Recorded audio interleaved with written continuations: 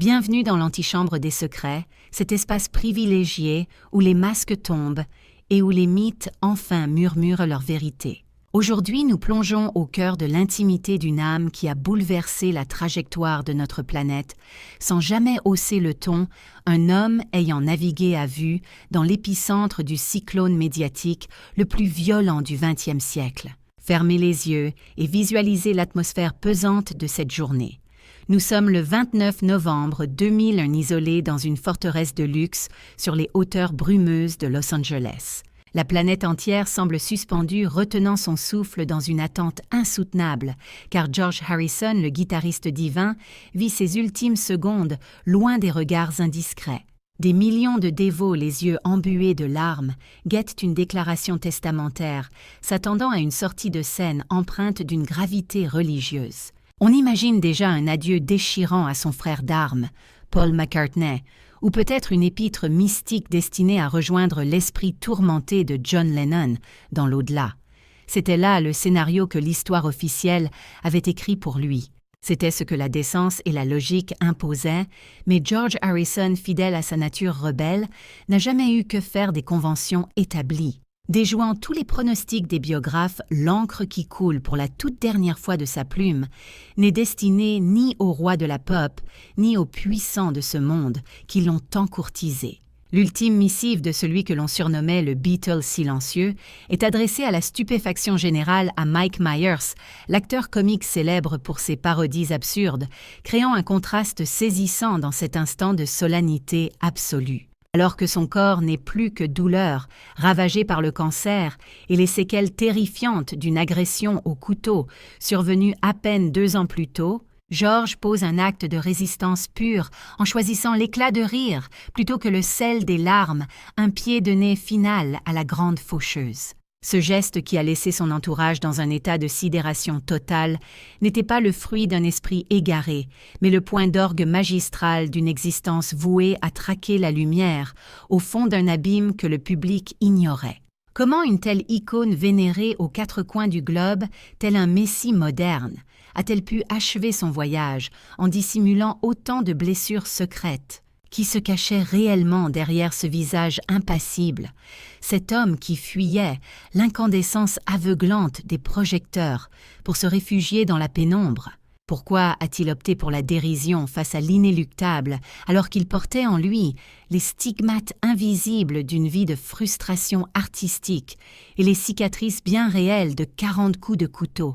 Sous cette carapace de sage oriental et de guide spirituel se terrait un artiste en lutte perpétuelle, cherchant désespérément à imposer sa voix unique systématiquement étouffée par les égos titanesques et dévorants de ses compagnons de route. Aujourd'hui, nous allons fracasser ce mur du silence. Nous allons décrypter cette dernière lettre énigmatique et comprendre pourquoi le nom incongru qu'elle contenait a radicalement bouleversé notre perception de sa légende. Car pour saisir toute la portée de cette fin déroutante, il est impératif de remonter à la Genèse, à cette époque révolue où la terre entière hurlait son nom sans jamais prendre la peine de l'écouter vraiment. Pour appréhender la densité du silence de George Harrison, il faut d'abord se replonger dans le vacarme assourdissant et l'hystérie collective qui l'ont pris en otage. Au milieu des années 60, une tempête électrique et hormonale s'est abattue sur la civilisation occidentale. Un séisme culturel sans précédent dans l'histoire de l'humanité que les chroniqueurs de l'époque ont baptisé la Beatlemania. Du jour au lendemain, ce fils d'un modeste chauffeur de bus de Liverpool s'est vu propulsé au rang de divinité vivante, dépassant le simple statut de musicien pour devenir une idole païenne. Il s'est métamorphosé en une icône dont le visage était dupliqué à l'infini sur des millions de vinyles de posters et de couvertures de magazines portés par des hymnes planétaires comme She Loves You ou A Hard Day's Night. Ce groupe ne se contentait pas d'interpréter des mélodies entraînantes. Il redéfinissait l'ADN, même de la jeunesse occidentale, provoquant des émeutes d'amour, notamment lors de leur passage mythique à l'Olympia à Paris, où la France a succombé à son tour. Le public français découvrait alors avec une fascination mêlée de curiosité ce guitariste aux traits fins et au regard insondable, celui que la presse s'était empressée d'étiqueter comme le Beatle tranquille.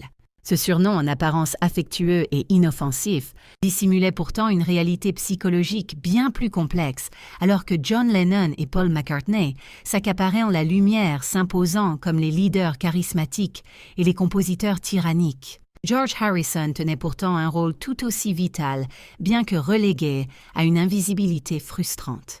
Il était le véritable architecte sonore du quatuor L'Orfèvre, dont les riffs de guitare précis et mélodiques offraient aux chansons cette texture inoubliable qui traverse les décennies.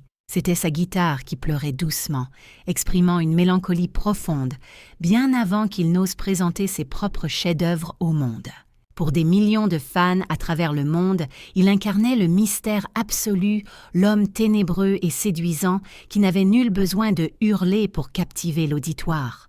Il personnifiait une forme d'élégance britannique, un flegme nécessaire pour contrebalancer l'exubérance, parfois épuisante, de ses trois camarades.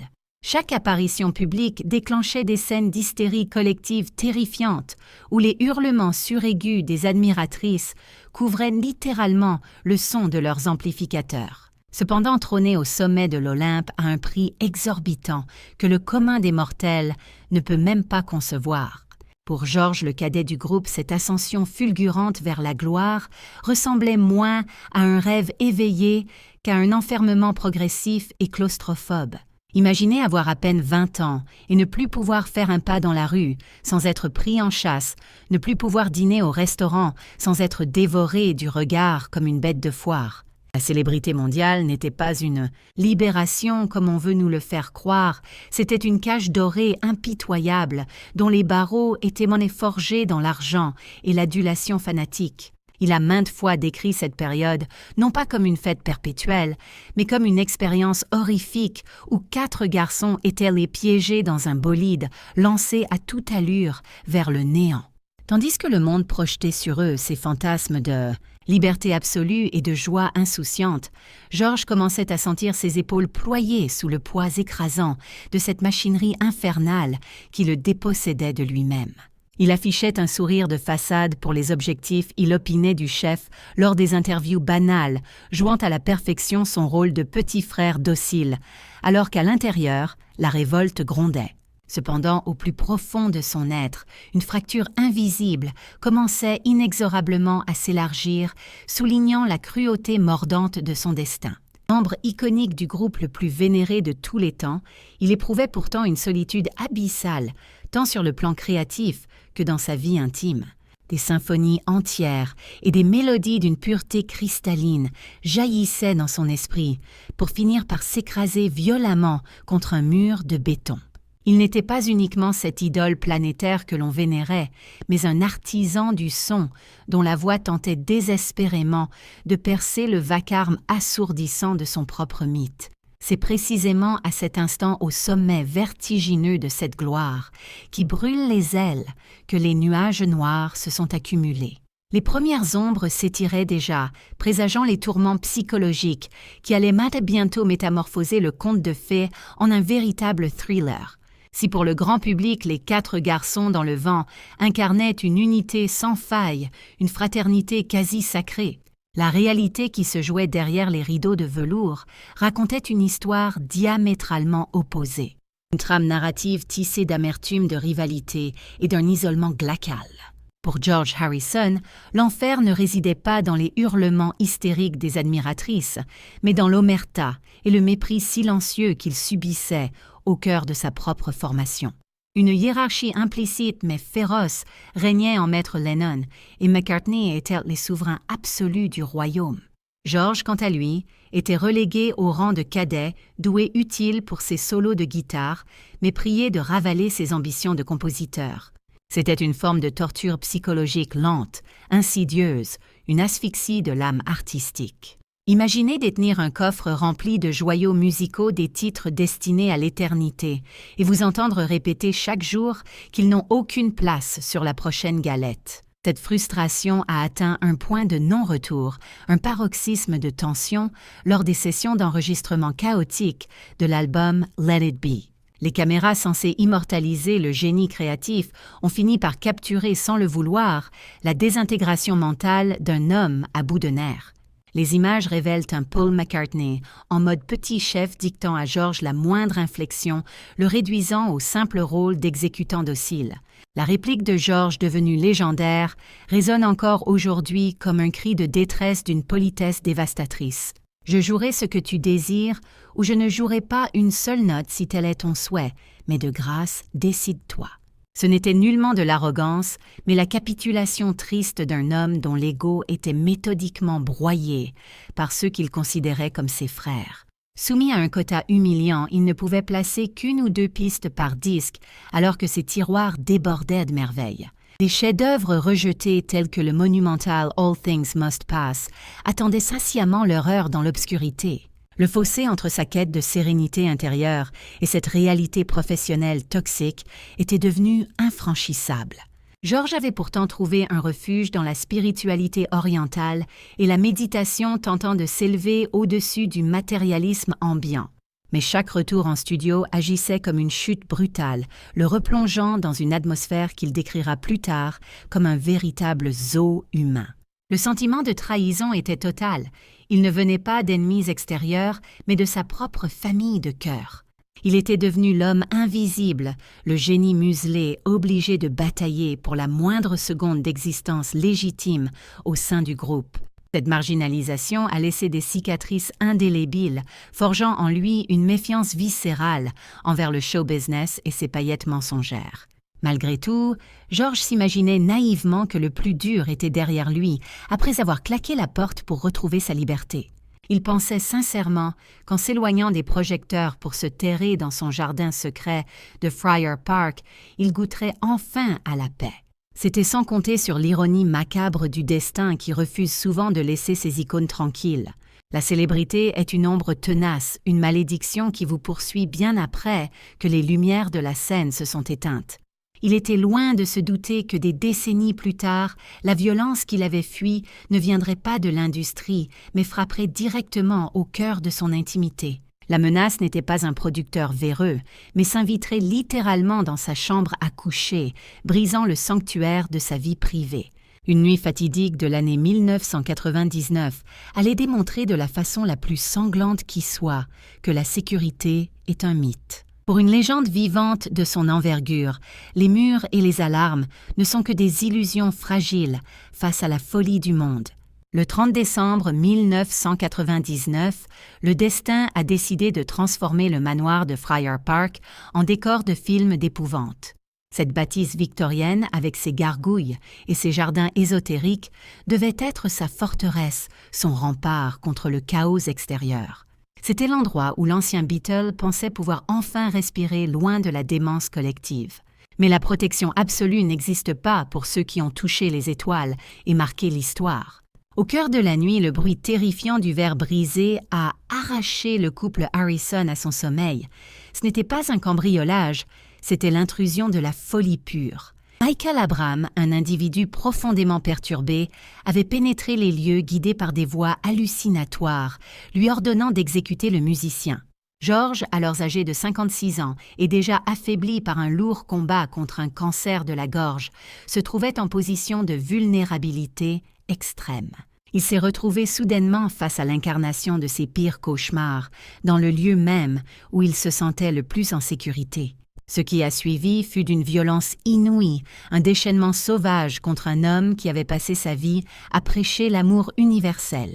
Dans une explosion de violence soudaine et inouïe, l'intrus s'est rué sur George armé d'une lame tranchante, le frappant à plus de 40 reprises.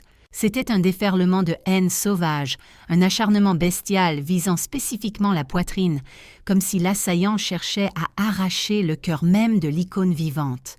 Pourtant, au cœur de cet enfer domestique et de cette terreur absolue, George n'a pas réagi comme l'aurait fait une victime ordinaire, paralysée par la peur.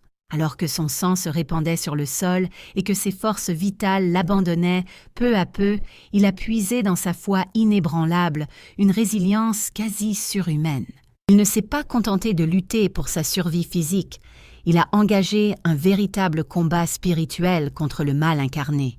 Il s'est mis à scander le mantra sacré, Hare Krishna, face à la folie meurtrière de son agresseur, tentant désespérément d'exorciser les démons qui possédaient cet homme. C'était un duel métaphysique autant que charnel, la lumière divine, essayant de repousser les ténèbres. Mais la véritable guerrière de cette nuit d'horreur fut Olivia, son épouse. Témoin de l'abomination voyant l'homme de sa vie se faire massacrer sous ses propres yeux dans leur sanctuaire. Elle a agi avec un instinct de survie féroce et protecteur, saisissant une lourde lampe pour frapper l'assaillant à plusieurs reprises jusqu'à ce qu'il soit totalement neutralisé. Elle a littéralement arraché George aux griffes de la mort cette nuit-là, mais le prix à payer pour cette survie fut absolument colossal.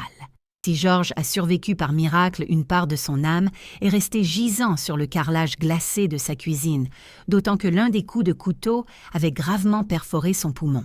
C'était une blessure dévastatrice pour un homme dont la santé était déjà particulièrement fragile. Si les chirurgiens ont recousu les chairs, les cicatrices invisibles étaient béantes. L'innocence de son existence et la sécurité de son foyer étaient définitivement perdues, volées par cet acte de barbarie. Il avait regardé la mort droit dans les yeux, au sein même de sa maison, et il avait désormais la certitude qu'elle ne tarderait pas à revenir pour de bon.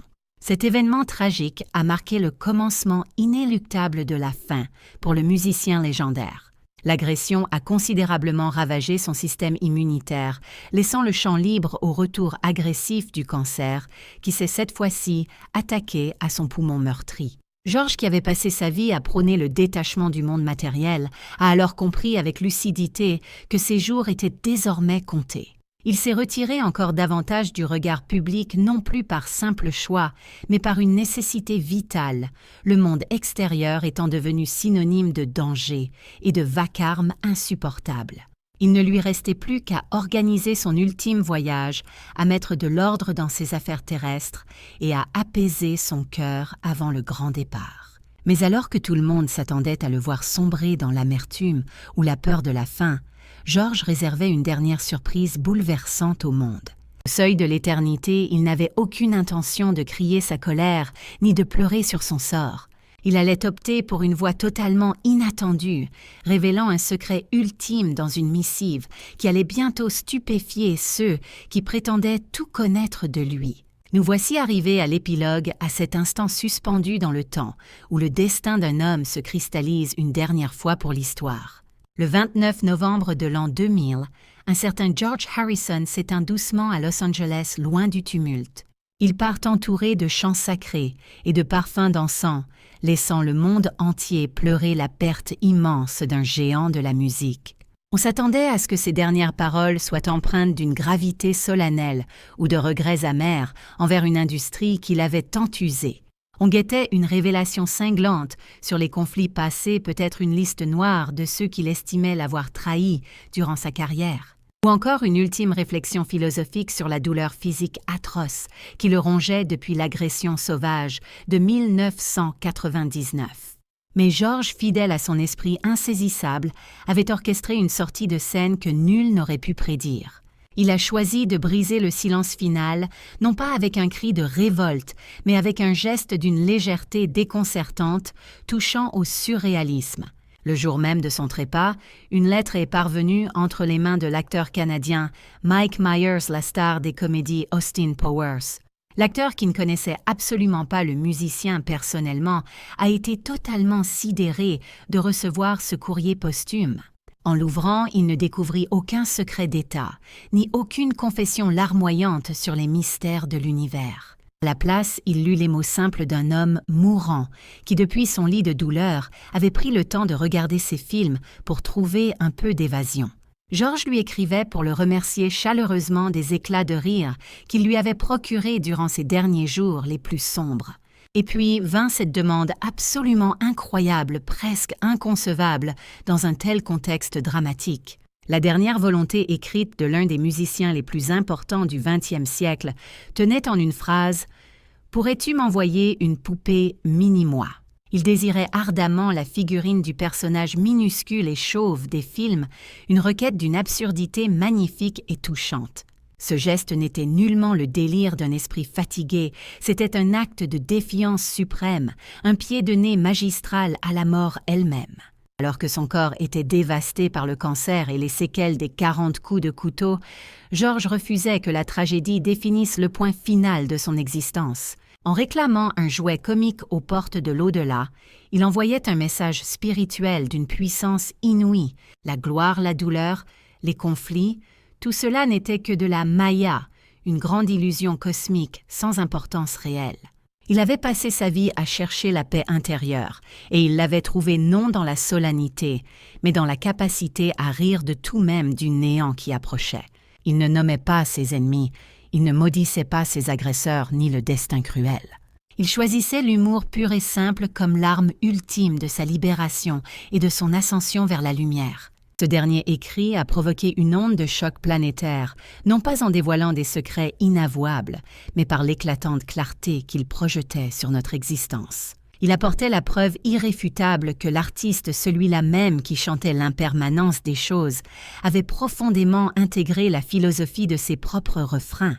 Fini le temps où l'on ne voyait en lui que le Beatle discret, étouffé par les égos démesurés de Lennon et McCartney, ou la victime traumatisée d'une tentative de meurtre sanglante. Il était redevenu George, purement et simplement, un esprit affranchi, tirant sa révérence avec un clin d'œil malicieux, se délestant du poids écrasant de la célébrité, pour voyager l'âme légère. Loin d'être une conclusion dramatique ou larmoyante, ce départ résonnait comme une victoire absolue, un triomphe de la sérénité. Cependant, alors que son âme entamait son ultime ascension, il subsistait une affaire en suspens, un testament spirituel, d'une valeur inestimable destiné à nous qui restons. Nous les spectateurs de ce bas monde, que devons-nous retenir de cette sortie de scène si théâtrale, et pourtant empreinte d'une humilité déconcertante? Résumer le destin de George Harrison à celui d'une icône du rock ayant échappé aux excès de la gloire et à la folie meurtrière serait une erreur monumentale. Son parcours est une véritable parabole contemporaine, un guide de survie pour quiconque cherche du sens dans une société obsédée par le vacarme et le culte de l'image. Il a traversé la fournaise médiatique, subi la dictature des égos surdimensionnés et affronté une violence physique brute qui a marqué sa chair à jamais. Pourtant, il n'a jamais permis à cette noirceur de corrompre sa lumière intérieure, là où la majorité d'entre nous aurait sombré dans une amertume toxique ou un désir de vengeance. Il a opté pour l'élévation comme en témoigne sa dernière requête surprenante, pour une simple poupée prouvant avec panache que l'esprit peut dominer la matière jusqu'à la fin. Cette anecdote nous remet brutalement les pieds sur terre, face à l'échéance inéluctable de la mort, toutes nos préoccupations futiles s'évaporent. Nos médailles, nos comptes en banque bien garnis et nos vieilles rancœurs ne pèsent pas plus lourd qu'une plume. Seule compte la légèreté de notre conscience. Aujourd'hui, en 2026, à une époque où chacun hurle sur les réseaux pour exister, où la notoriété est une monnaie dévaluée et creuse, le silence éloquent du musicien frappe avec une puissance renouvelée. Sa trajectoire nous impose un arrêt sur image et nous confronte à une interrogation dérangeante, mais absolument vitale pour notre époque. Sommes-nous encore aptes à prêter l'oreille à ceux qui ne ressentent pas le besoin de crier pour s'imposer? Avons-nous conservé la capacité de déceler le génie chez ceux qui œuvrent dans l'ombre, peaufinant patiemment leur art, loin des projecteurs aveuglants? Tandis que d'autres monopolisent la scène, George Harrison s'est érigé en saint patron des troisièmes hommes, de ses talents indispensables, mais discrets. Il incarne tous ceux qui, bien que mis sur la touche ou sous-estimés, continuent inlassablement de créer, d'aimer et de cultiver leur jardin au sens propre comme au figuré. L'héritage qu'il nous laisse transcende largement les harmonies parfaites de ses tubes ou la douceur de ses mélodies acoustiques. Il nous offre une philosophie de vie concrète, tout doit passer. La douleur la plus vive finit par s'estomper, tout comme la gloire la plus éclatante. Même les cicatrices laissées par 40 coups de couteau s'effacent devant l'éternité. Ne subsiste que l'amour diffusé et cet humour so british gardé jusqu'au dernier souffle. George Harrison n'a pas quitté ce monde dans la peau d'une victime, mais dans celle d'un homme libre, ayant brisé les chaînes de l'illusion. Il s'est détaché avec élégance de ce monde matériel, qu'il avait pourtant su enchanter, prouvant que l'attachement n'est qu'un piège. Il nous a enseigné que la véritable réussite n'est pas d'être le plus puissant ou le plus riche, mais d'être celui capable de sourire sereinement quand le rideau tombe. En fin de compte, peut-être n'était-il pas le Beatle silencieux. C'était simplement le monde autour de lui qui faisait trop de bruit pour saisir la sagesse de ses murmures. Et maintenant que le calme est enfin revenu, nous avons le privilège de pouvoir écouter et surtout de comprendre son message –